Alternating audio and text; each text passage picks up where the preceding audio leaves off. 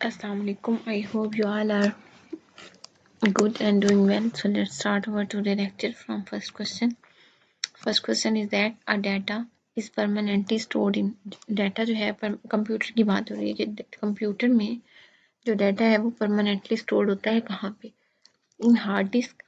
अब hard disk जो है वो सेकेंडरी स्टोरेज है which also include SSDs and flash drives.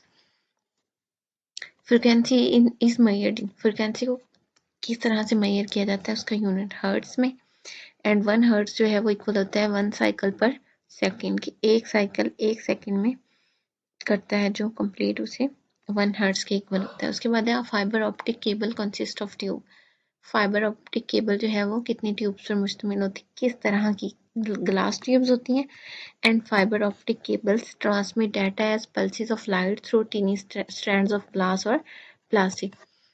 शीशा प्लास्टिक या फिर ग्लास या मतलब शीशा या शीशा प्लास्टिक का इस्तेमाल किया जाता है फाइबर ऑप्टिक केबल्स को की ट्यूब्स को बनाने के लिए। Shortcut key to centre a paragraph. Shortcut key जो है किस पैराग्राफ को सेंटर में लाने के लिए सेंटर अलाइनमेंट के लिए जो शॉर्टकट की इस्तेमाल होती है वो Ctrl+E है। इसी तरह से अगर हमने लेफ्ट अलाइनमेंट करना है, लेफ्ट में लेके जाना है पैराग्राफ को तो Ctrl+L और अगर राइट साइड पे लेके जाना है तो Ctrl+R। A worksheet is made of. Worksheet जो होती है वो मेड ऑफ वर्कशीट क्या है, तो ये हो रही है बात MS एक्सेल की। वहाँ पे हमारे पास स्प्रेडशीट्स होती हैं एक वर्कशीट में। तो एक वर्कशीट होती है वो रोज एंड कॉलम्स को मिलाकर बनती है। In spreadsheet software Excel sheets the intersection of row labelled with numbers. अब वो बता रहा है कि इंटरसेक्शन जो रो की होती है उसको किस तरह से लेबल किया जाता है नंबर से, एंड कॉलम्स को जो है वो लेटर से लेबल किया जाता है। इस कॉल्ड अ सेल। उसके बाद है collection of related records in a database is known as. अब हमारे पास अगर कलेक्शन हो रिकॉर्ड्स की तो उसके डेटाबेस में तो उसे हम क्या कहते हैं, उसे हम एक फाइल कहते हैं। अगर और field a single piece of data जो है उसे फील्ड कहते हैं। सिंगल मतलब एक सिंगल इंसान का जो डाटा है वो एक फील्ड होता है। कलेक्शन ऑफ फील्ड्स मतलब बहुत से इंसान की जो का डाटा जो मिला के हमने बहुत सारी फील्ड्स बनाई थी वो रिकॉर्ड बन जाते हैं, और रिकॉर्ड का जो कलेक्शन होती है उसे फाइल कहते हैं। आगे है dash bar is use to display और एडिट अ फार्मूला। तो फार्मूला बार में जो हम डिस्प्ले कर सकते हैं या एडिट कर सकते हैं फार्मूला को, ये कहाँ पे होता है, located at the top of the spreadsheet area. Spreadsheet के एरिया के टॉप पे होता है और ये एक्सेल में ही होता है। विच एजेंसी असाइंस आईपीज।